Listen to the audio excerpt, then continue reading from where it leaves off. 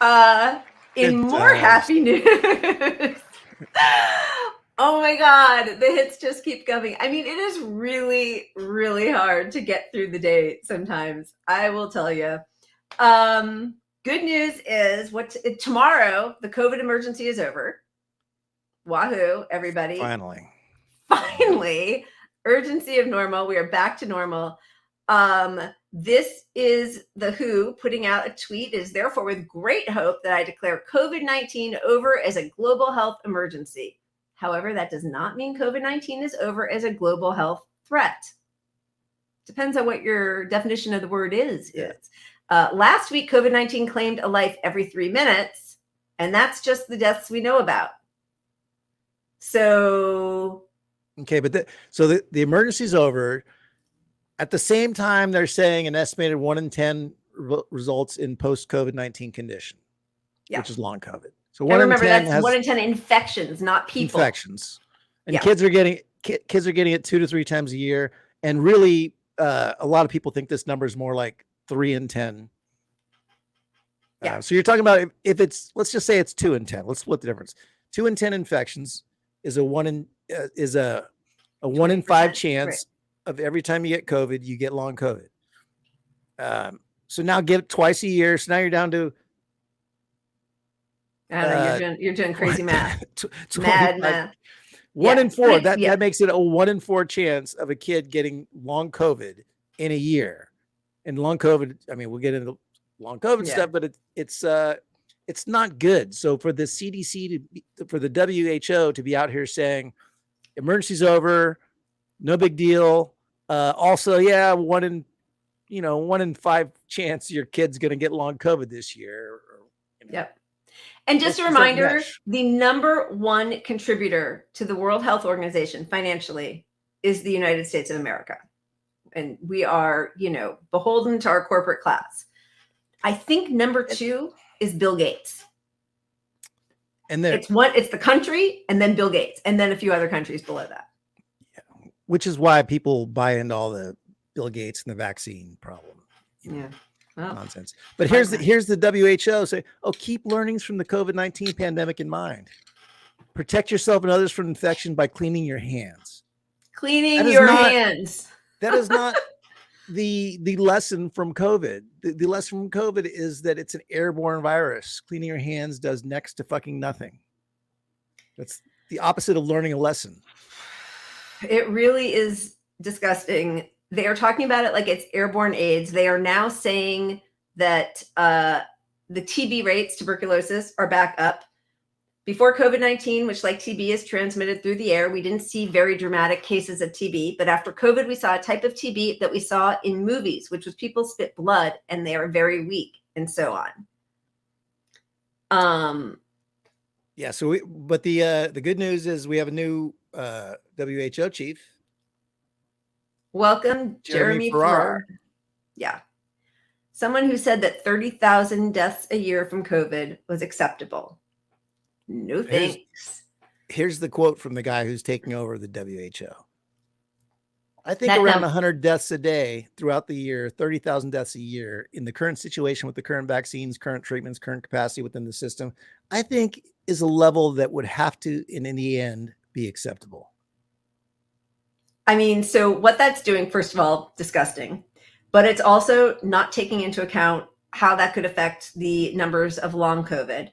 And it's also not taking into account that when we do this let it rip strategy, that is how the virus learns and grows new variants. So you never get out, like let it rip just leads to never ending COVID. And that's not endemic. That's a suicide pact. And why are they bringing this guy in who's minimizing COVID? I mean, they're making a concerted effort to get rid of the last batch of villains. So you have names. You don't know these new people's names. You're not going to hear their names. They're not going to be the public face of anything. They want it all to just anonymously go away, just like they're not naming new variants.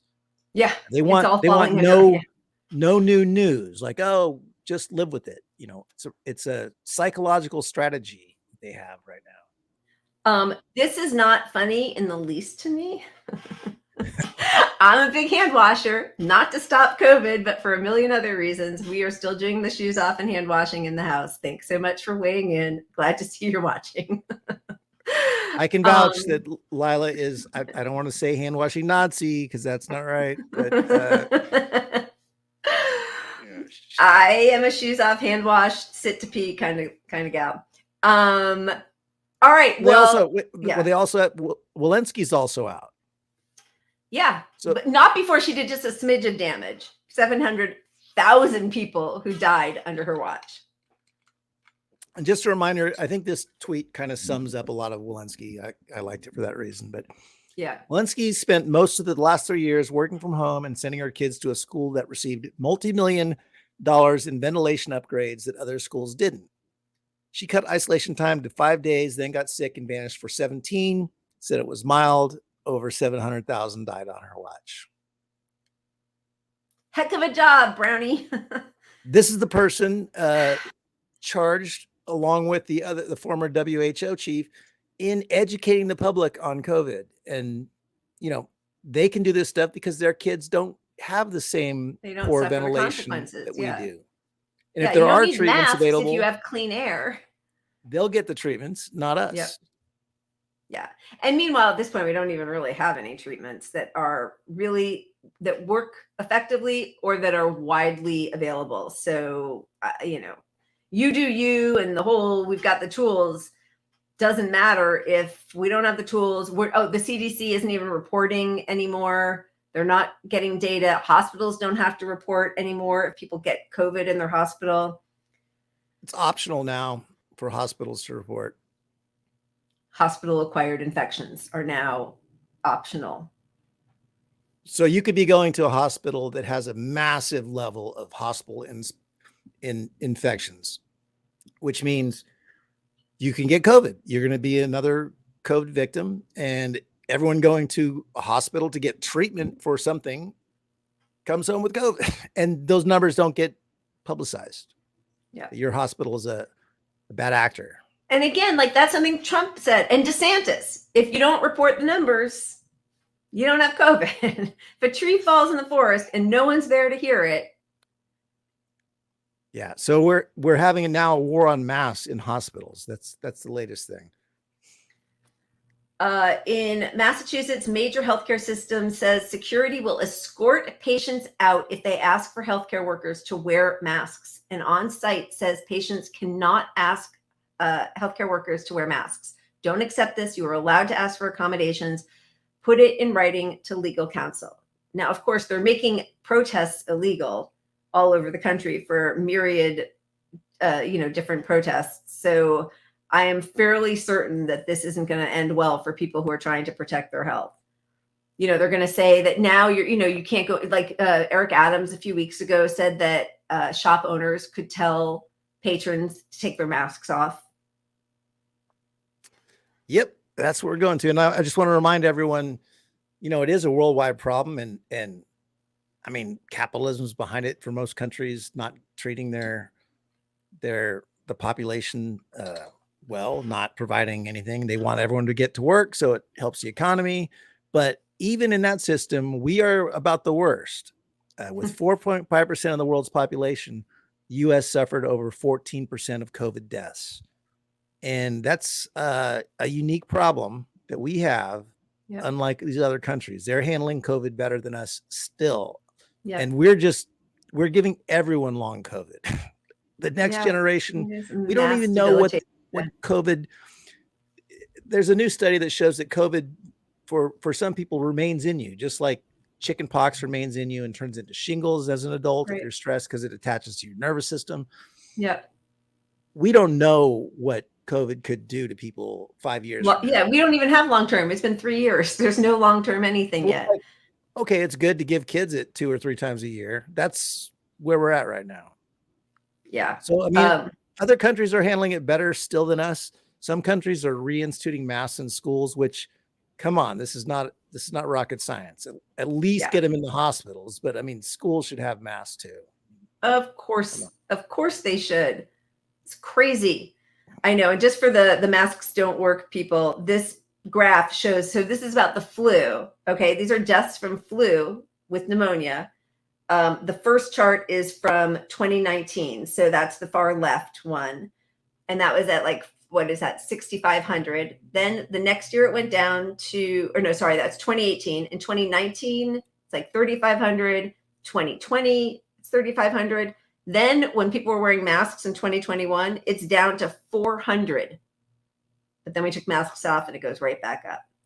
So masks clearly work. There's a huge article in the Scientific American debunking all the stuff from the results that people falsely attribute to the Cochrane study, which itself does not say that masks don't work. The authors of the study don't say masks don't work. Yeah, that was a Brownstone Institute just plucking a few lines from that, and Koch brothers and all the right wingers writing, going crazy, lying, because of course masks work. It's ridiculous. All right, we do have one little funny clip though. Wait, real quick. Sorry. I wanted to say, May 15th, 21st, there's a push. If you follow that link down there, there's going to be a big public, there's a lot of actions to at least get masks in healthcare. It's ridiculous. There's no world where anyone should go to the hospital and be scared to go to the hospital because you can get COVID. So come on, this is a no-brainer. All right, but we're gonna go out on a little timeline cleanse, a COVID timeline cleanse from Keith Muse. To stop an airborne virus, wash your hands. If your house is full of smoke, just wash your hands. To protect yourself the quickest from all kinds of airborne sickness, to protect yourself the quickest, wash your hands. If you want to avoid COVID, wash your hands. It's a level 3 pathogen, just wash your hands. To protect your lungs, the best is from a virus or asbestos. To protect your lungs, the best is wash your hands.